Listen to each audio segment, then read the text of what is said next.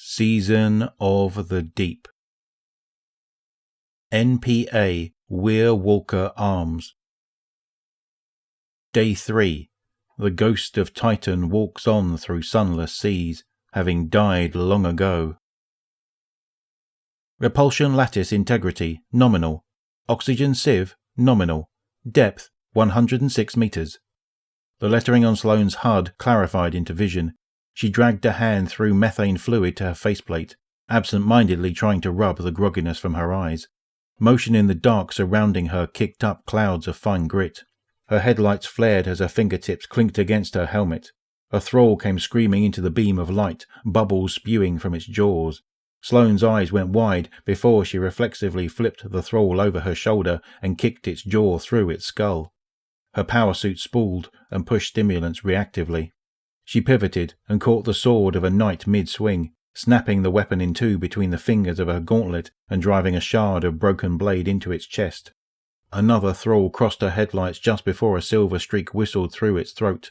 Sloane eyed a selection in her visor, which highlighted over 30 dead hive, slowly deteriorating in boils of tiny, rumbling ignitions that sent nerve spasms through their husks. Her visor cleared the readings and snapped onto a friendly. Shearhorn drifted forward, hive viscera gently wafting into the sea from the slender razors protruding from her shell. "You were out for days." Sloane's face wrinkled in confusion. "I remember the pyramid wave. Falling. Dreams. Are you okay?" "Hive found us, like you said," Shearhorn said, retracting her blades. Sloane grabbed the ghost and hugged her to her power suit chassis for a moment. Little killer. Really gave him the business. Shearhorn chirped. Pyramid wave swept over Titan, bounced around a bit and centralized where the pyramid stopped. Gravity went crazy, then the ocean. I think we're a few miles from where we were when all this started. The pyramid stopped? Then that's where we're headed, after we grab some gear, Sloane said. Shearhorn dipped forward. One more thing. Something's out there circling us. Not hive. Can't quite pin it down, but it's big. Yeah? Sloane said, thinking of what went through her mind before she lost consciousness. Then let's not waste any time getting out of here. Sloane lifted herself from the ocean onto a half-submerged arcology platform where she'd stowed a variety of rations and munitions since Titan's skies went dark. Her power suit clattered against the steel mesh floor. She waited for the echoes to die down before taking a moment to exhale in silence. In that quiet moment, she made out a faint voice. Shearhorn rose into view. "Do you hear that?" "Was about to ask you," Sloane said, standing. She snatched first in, last out from a stow locker, racked the foregrip, then followed the voice down a barnacle-crusted causeway to an old research lab with Shearhorn in tow. Fluid trickled down cracked walls, surrounding rows of dead monitors.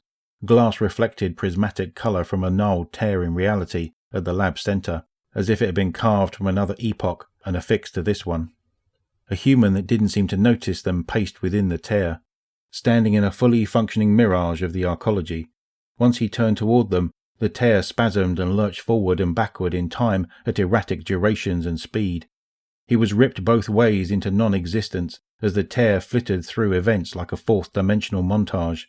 The tear held steady again, returning the man and his moment to existence. Shearhorn took note of the badge on his coat that read, "Gideon Tepin, NPA, Senior Marine Biologist." Tepin looked upset and turned away before speaking. "She's afraid. That's why we're all having them. Something's wrong. She's showing us what's coming in plain view." The man angrily swiped his hand through the air in Sloane's direction. "It's like she's screaming into my head. I know I'm not the only one hearing it. It chose us." He stepped forward and placed his hand on the border between then and now. "I'm dreaming my own memories, but with little differences, little omens. Black ships in the sky." Sloane leaned forward, hand nearly pressed to that of the living memory playing out before her on the other side of the tear. "She's trying to warn us. We should evacuate. We have to get her." The tear lurched again, ripped away, lost to the rushing passage of time and blinked into non-existence. Gone. Sloane dropped her hand, jaw clenched. "See if you can dig up any arcology records on this." That marine biologist, Tepin, was he in some sort of captured time fluctuation? Is that even possible? Sloane asked. I've never seen anything like it, Sheilhorn said. I'm not really sure. Sheilhorn skimmed archived reports. It's under T-Lev-01. Looks like a psychic space whale some biologists were studying out in the ocean. They never got accurate measurements, but this estimate can't be correct. Over 150 meters.